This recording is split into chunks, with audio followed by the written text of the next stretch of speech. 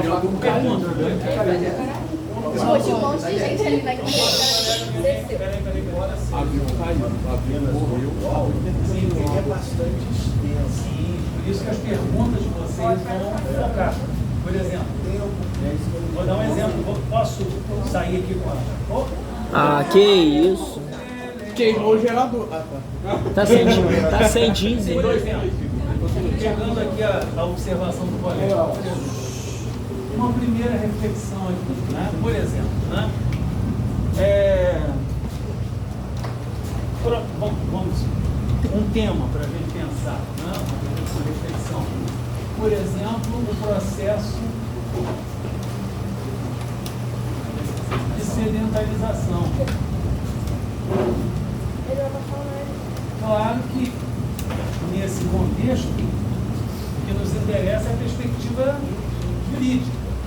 Não é o processo de sedentarização, lá, nômades, seminômades, as tribos. Não, isso é contexto.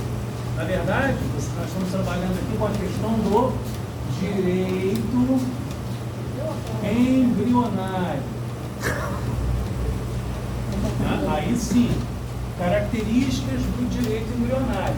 Eu não vou cobrar numa prova só o processo de sedentarização. Aí não é história do direito, é história. Mas curso de história, curso de história do direito, disciplina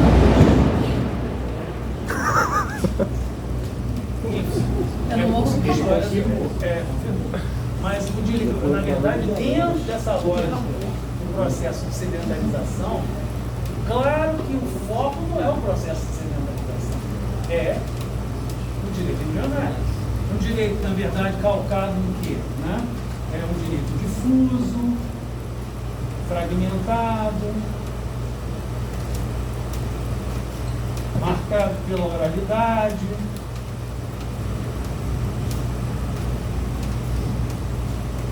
Você está falando na Grécia Antiga? Não, isso aqui é muito antes da Grécia, isso aqui é na pré-história, no início da tradição, é a primeira aula, né? Marcado pela oralidade, pela religiosidade, ou seja, um direito essencialmente heterogêneo, né? Heterogêneo. Ou seja, costumeiro. Lembram na verdade, sociedades arcaicas e ágrafas.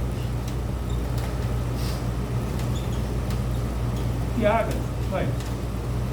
É por aí, é tema, claro, óbvio, quem citar aí o processo de sedentarização está fazendo uma contextualização. No interior dessa contextualização é que você tem as referências ao direito embrionário. Né? Agora, por exemplo, vai lembrar uma observação há muitos anos atrás, um aluno que colocou na prova, quando perguntei sobre o direito embrionário, ele falou exatamente o seguinte: está escrito o direito da livre escolha de ter ou não um filho. Ele falou do embrião, né? Direito embrionário. Não, calma, isso é outra história, é outro momento. Sabe que ele deu uma volta e inteligentemente, claro, não estabeleceu uma correlação, mas como ele pegou a informação pontual, né? Não contextualizou. Agora, por exemplo, nesse contexto vocês têm o quê? Outro tema derivado desse, né? Que na verdade, por exemplo, os elementos de aglutinação das sociedades tribais, né? A questão das sociedades tribais,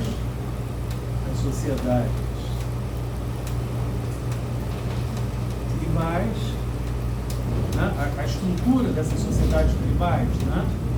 Ou seja, você tem lá o patriarcalismo,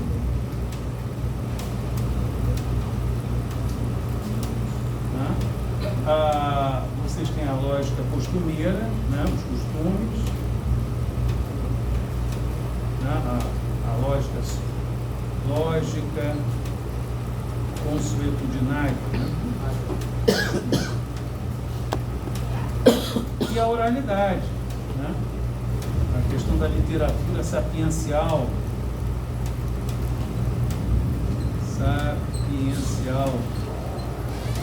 seja, oralidade. Um direito não escrito num primeiro momento, mas que depois vai se transformar nas primeiras leis escritas, nas primeiras codificações legais, né? Dentro dessa perspectiva das sociedades tribais. Olha, veja, num pequeno decurso aqui de prazos, a gente pontuou duas reflexões, claro, não profundamente, mas só para levantar a memória de vocês, né? Por exemplo, terceiro ponto aqui, as primeiras leis escritas.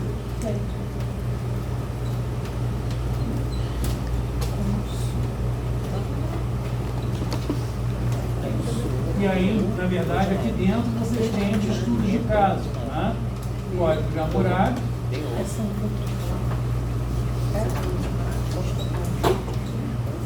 E, na verdade, antes do próprio Código de Hammurabi, você tem a questão da vingança, né?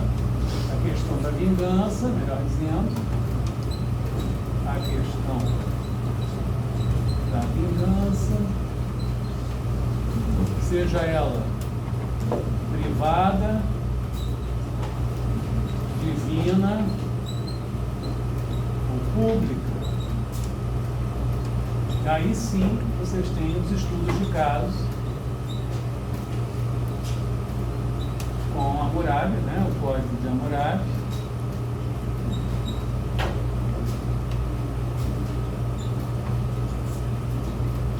E o direito hebraico, né? Tem um grupo que está querendo me convencer a ir para Jerusalém em janeiro. Eu conheço Jerusalém, já fui lá umas 2 vezes, há muitos anos.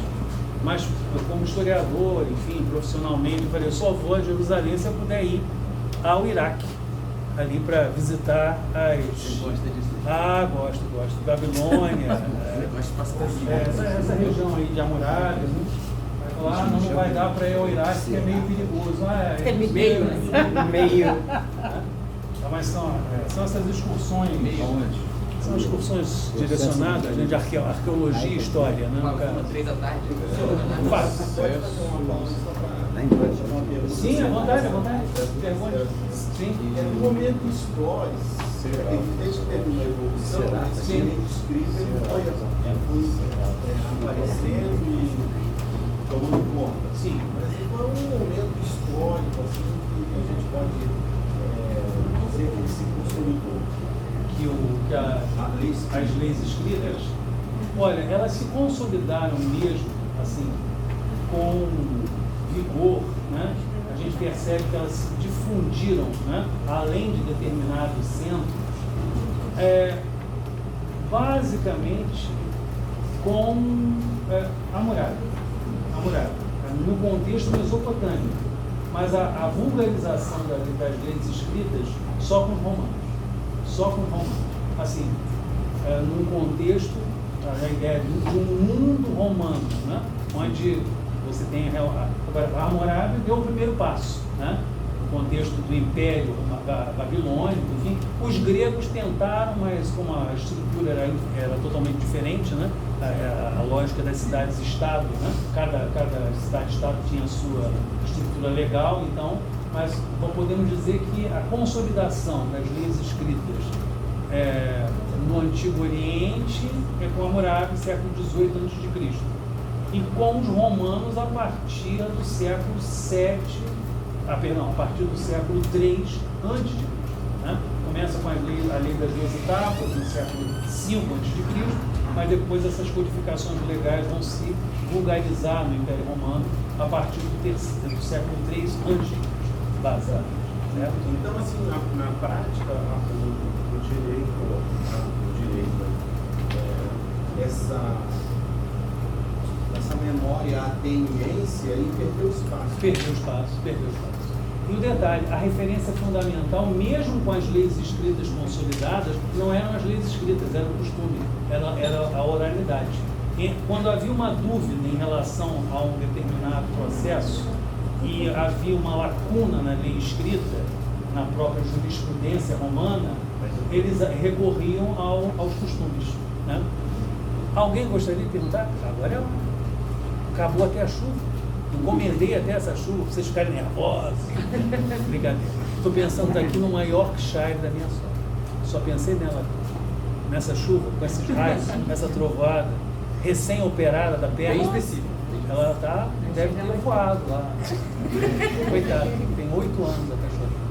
Mas, Fábio, nenhuma pergunta. Bom, eu vou fazer uma pergunta, não posso fazer, vou fazer uma pergunta para...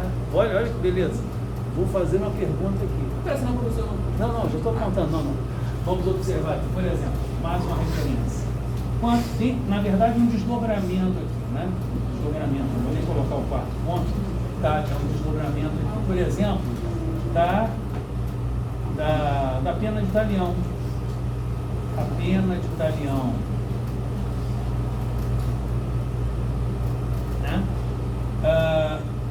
Nesse contexto, ela faz parte da vingança privada. Olho por olho, dente por dente. Vingança privada. Aí a gente pode dizer o seguinte, por exemplo, para provocar uma reflexão, ela foi um avanço regulamentar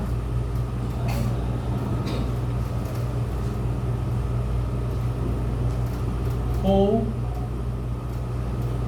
foi a consolidação da barbárie? Consolidação, estou colocando entre aspas aqui porque são frases de autores, né? Da barbárie. Avanço regulamentar ou consolidação da barbárie? A lei de Talião, também chamada ius talionis, pelo romano, né? A pena de Talião, olho por olho, dente por dente, mão por mão, pé por pé. Isso é Deuteronômio, fazendo uma releitura de uma escrita mais anterior, um registro que é mesopotâmico, anterior até a Hammurabi. Essa pena é anterior a Hammurabi, está lá no Código de Shimuna e por aí vai. Você pergunta alguma coisa? Não, eu respondi. Na minha opinião, foi um avanço regulamental. Porque, tipo assim, antigamente a vingança era uma coisa desenfreada. Era como se fosse, tipo, se você matou o meu filho, eu vou matar o seu filho, você, a sua esposa, os seus descendentes, Sim. até a 7ª geração que vai nascer. Então eu não querer mais me vingar. É uma vingança desmedida. Exatamente. Então foi um avanço. Ela foi um avanço, mas por quê? Ela vai estabelecer um limite à vingança privada. Exato. E o limite qual é? Matou um filho, vai matar o seu a filho. você pode fazer O a delito, mim. exatamente. Ou seja, não pode ultrapassar a ofensa, Sim. seja física, seja psíquica, seja patrimonial, né? Ou seja, a vingança privada, especificamente a pena do talião, ela foi um avanço regulamentar se a gente tomar como referência o que existia antes, que era a ideia do linchamento, né? Mas tem gente que chama a pena de talião de consolidação da barbárie, porque é violência contra violência, né, gerando mais violência e poderia haver uma bola de neve, né, perder o controle. Sim, mas isso se o revide for maior do que a ofensa. E aí alguém pode perguntar, mas quem que vai fiscalizar? Quem que vai estabelecer o que é excessivo? Né? Não tem polícia, não tem Ministério Público, não tem secretário de segurança, não tem... tem o rei. Tem o rei ainda em fase de proto-monarquia, né? Então, quem é que fiscaliza o que é excessivo na pena de Hammurabi? Né? É a própria comunidade.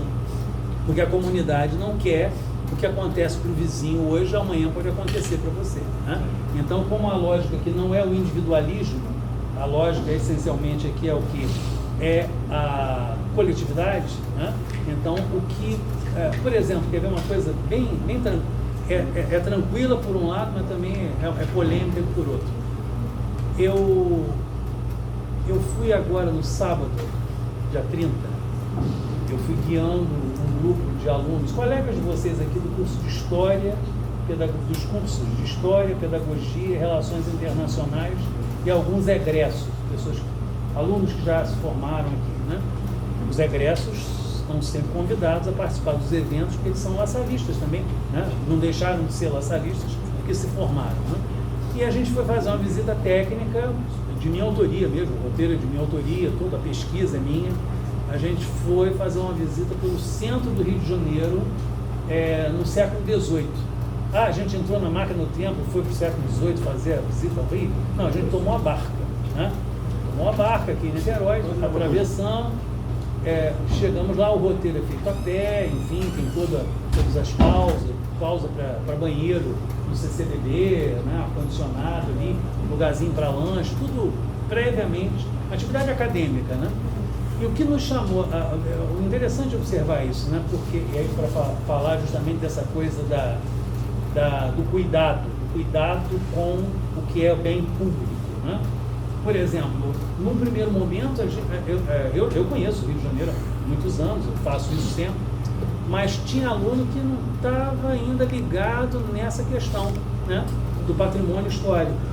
Quando a gente andou pelo Largo do Paço, ali, em volta do Paço Imperial, Convento do Carmo, Rua 1º de Março, 7 de Setembro, Capela Imperial, onde foram coroados os imperadores, o Arco do Teles, aquela área ali.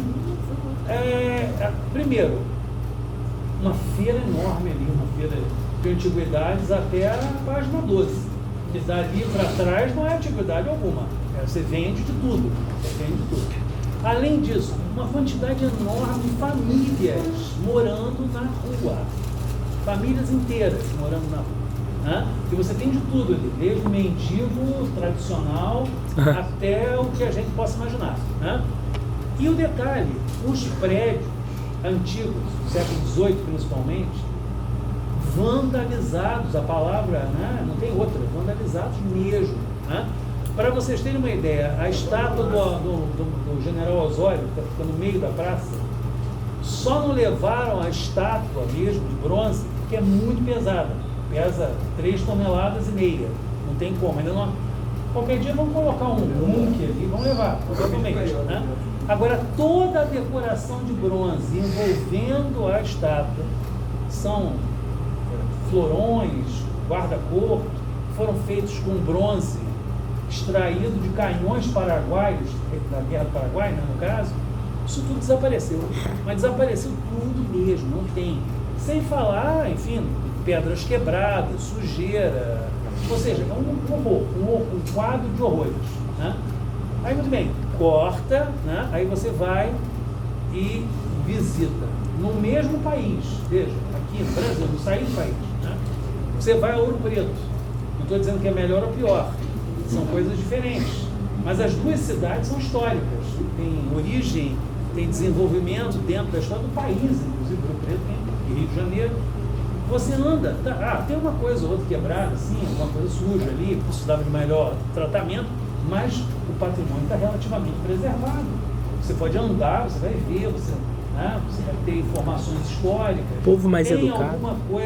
Alguma coisa para ser reformada ou restaurada, mas o centro, comparativamente, é aquela ideia, né? Quando você, aí você pergunta, tem gente vigiando, tem policial, tem guarda municipal? Não tem nenhum. Quem vigia, então, em Ouro Preto? É a senhora que fica na sacada ali olhando. Né? Parece bobagem, mas não é. É o menino que mora ali do lado. Opa, estão quebrando ali, vovô, vai lá. Chama a polícia, estão quebrando. Eles chamam, aí a polícia vem. Aí não é só a polícia, a guarda municipal, é o pessoal do patrimônio, não sei o que, entendeu? Quer dizer, por quê? Porque aquilo faz parte da identidade deles.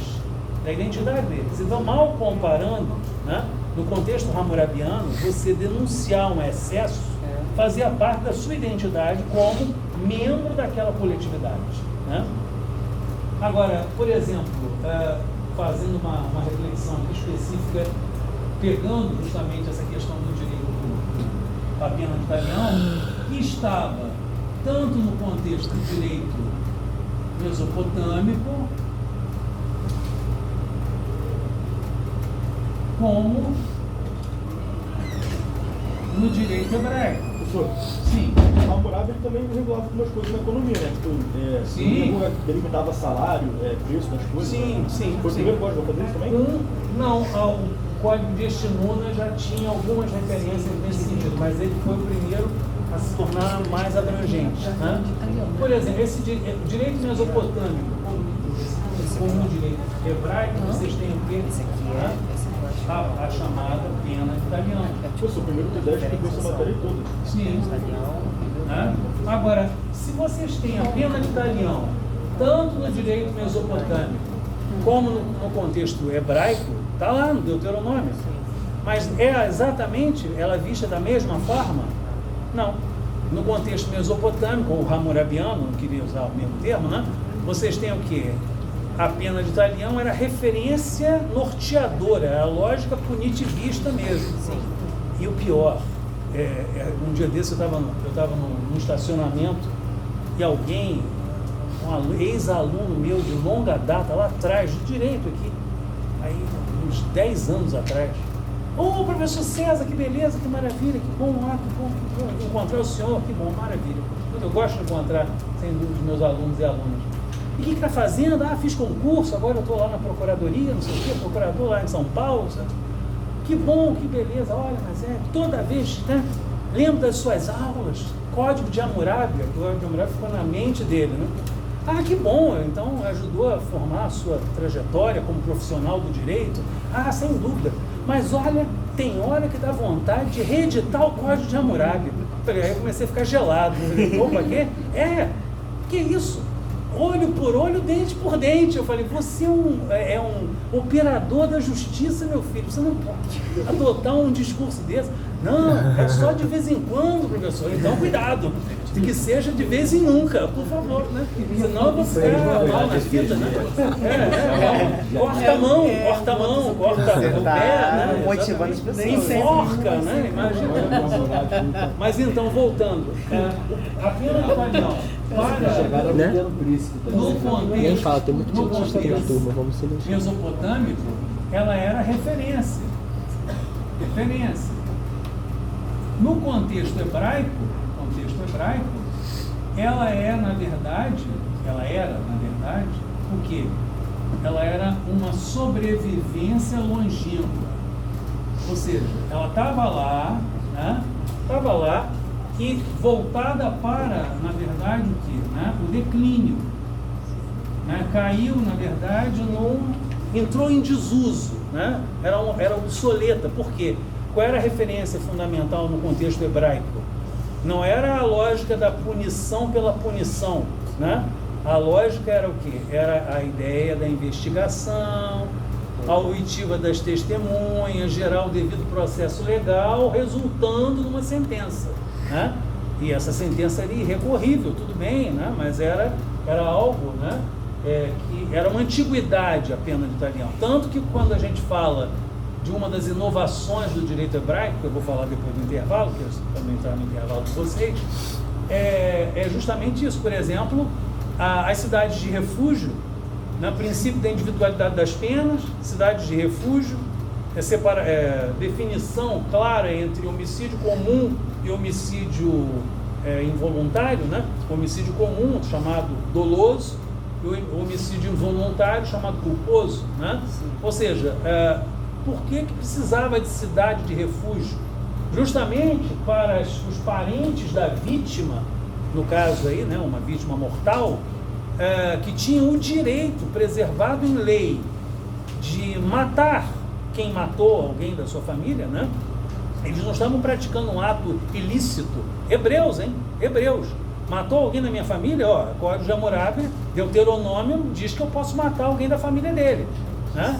Agora, a estrutura do Estado hebraico diz, não, vamos pensar com a cabeça fria, vamos pegar o sujeito que é um acusado, não tem prova cabal contra ele, vamos levar ele para uma cidade de refúgio, para que o sangue quente da vingança, né, que apesar de ser legal, né, não era uma ilegalidade, era algo desaconselhável nesse contexto, para que não haja o quê? Qual é a referência fundamental, final? Não vamos cometer uma injustiça, né? A gente vai ver adiante, muito adiante, quando a gente estiver estudando a pena de morte no Brasil, história do direito penal e o último caso verídico, né, de pena de morte no Brasil, foi em 1855. Mota Coqueiro, Manuel da Mota Coqueiro, o dono de uma fazenda grande, lá onde hoje é Conceição de Macabu, Estado do Rio, Conceição de Macabu, ele foi acusado de ter sido mandante de uma chacina de camponeses ali, né, na fazenda dele, onde, com requintes de crueldade, chacinaram uma família inteira, com crianças também, uma coisa terrível. E ele alegou a inocência o tempo inteiro. Eu sou inocente. Não tinha prova cabal contra ele. Mas tem todo um conjunto de fatores aí que contribuíram. No final, ele foi condenado à morte pela forca. E foi enforcado em Macaé, em 1855. Uma forca lá em Macaé. Bom, ele alegou a inocência até o último momento. 25 anos passados, o indivíduo no leito de morte guardou um monte de provas que inocentavam o Mota Coqueiro. Mota Coqueiro era inocente de verdade, né? Ou seja, o Estado Imperial Brasileiro matou, legalmente, tudo bem, mas matou um inocente. Agora, quem era o culpado? Essas provas mostravam a mulher do Mota Coqueiro. Porque o Mota Coqueiro tinha tido um filho com a filha do colono. E aí a mulher ficou com ciúme dele. Em vez de matar o marido, o que ela faz? Mata a menina. Tenta, na verdade, a menina consegue até fugir da chacina, né? E ela enlouquece, a esposa dele enlouquece quando ele é morto. Quando ela vê o marido ser morto, na verdade é ela que deveria estar na forca, né? Ela viu o marido. Ficou quietinha, né? Ela enlouqueceu, ela perdeu o juízo. Que bala perdida é a mulher traída. Fale. O distanciamento da vingança com a lei começa aí? Não, a vingança era a lei. Aqui Sim, mas não aí tinha vocês estão distância. falando que eles já tentavam não cometer excessos. Os hebreus, Sim. eles vão começar a descolar o que é vingança do que é Começa aí. referência legal. Mas toda lei não é vingança? Vingança pública, a lei? Não necessariamente. A vingança vai acabar sendo roubar ou você colocada rouba. na ilegalidade. Não, é E justiça. hoje, por exemplo, você agir por vingança Mas o direito como a gente conhece hoje, Constituição, direito penal, tudo não é considerado vingança pública? Não, porque se cria sanção. é a origem é a vingança pública, mas não Eu é que ela considero seja hoje justiça. vingança pública, né? Quando, por exemplo, quando a PM age, né, no estrito exercício da lei, né, ela está exercendo o quê? O monopólio do Estado de quê? Na verdade, o monopólio da violência, o monopólio do uso da força, né? A origem disso é lá, sim, a chamada vingança pública, a origem, mas não que ela seja vingança pública hoje, né? O termo vingança tem uma outra conotação, né? Vamos ao intervalo para vocês não perderem mais, né? 8h para vocês conseguirem lanchar. Está vazio. E aí